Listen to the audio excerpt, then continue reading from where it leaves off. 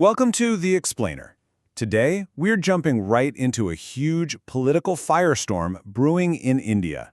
It's all about these explosive accusations of a stolen election. And really, it's a massive clash between one of the country's most prominent opposition leaders and its core democratic institutions. And it all kicked off with this one incredibly powerful statement. On August 7th, politician Rahul Gandhi didn't just suggest there were problems. No, he made the very dramatic claim that the election in the key state of Maharashtra wasn't lost, it was, in his exact words, stolen. A claim like that, well, it immediately set the stage for a major confrontation. Now, at the very center of this whole controversy is a Hindi phrase you're going to hear a lot, vote chori. It literally translates to vote theft. And this isn't just some casual accusation of a few mistakes, It's a really politically loaded term that implies a deliberate, coordinated conspiracy to cheat the voters. It's the banner for this entire fight. Okay, so what exactly is he alleging? Let's get into the nitty-gritty and break down the specific claims that are fueling this entire dispute. The allegations are, to put it mildly, sweeping. It all starts with that central claim of vote chori, right? But it escalates fast. We're talking about accusing the Election Commission of India, the ECI, of actually colluding with the ruling BJP. And it gets even more specific from there, claims of 10 million or 1 crore mystery voters in Maharashtra, destroyed CCTV footage, and that officials are deliberately withholding voter data.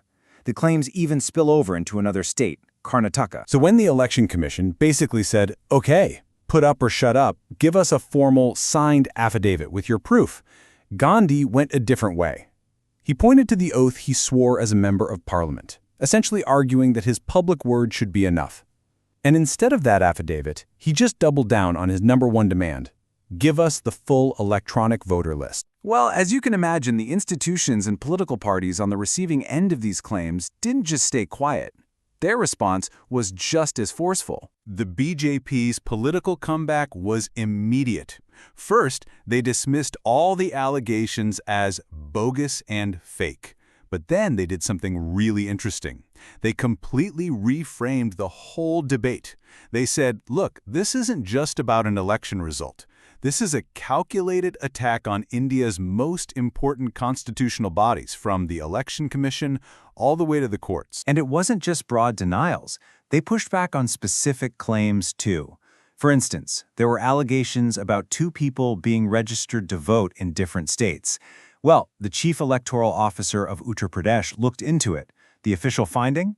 The claim was based on a simple misrating of the data and was, quote, false. The National Election Commission itself, the ECI, took a more formal, official approach. They sent an invitation to Rahul Gandhi for a meeting. But, and this is a really crucial point, they have not, so far, publicly agreed to his main demand, releasing all that electronic voter data. And that leaves the central issue totally unresolved. Okay, I know. With all these claims and counterclaims flying around, it can get a little confusing. So, let's just take a breath, step back, and look at the whole conflict in one simple view. It really helps to see exactly where the disagreements are. Right.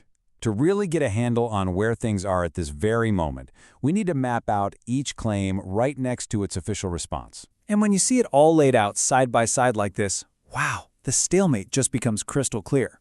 For every single major claim, there's a direct rebuttal. Collusion? Denied, called baseless. Those voter anomalies? Labeled false after a fact check. The issue of holding back info? The ECI offered a meeting, but not the data. And that standoff over data access, that remains the central, totally unresolved piece of this entire puzzle. So you might be thinking, okay, it's a political slugfest.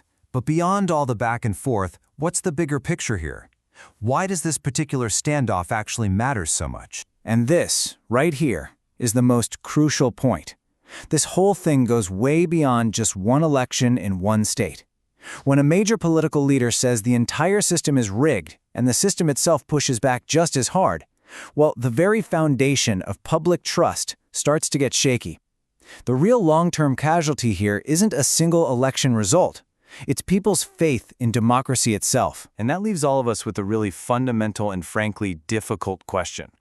When you have a war of words on this kind of scale, between a top politician and the very bodies that run the country's elections, who do you believe? Who becomes the final judge of what the truth really is? That's the challenge right at the heart of this entire dispute.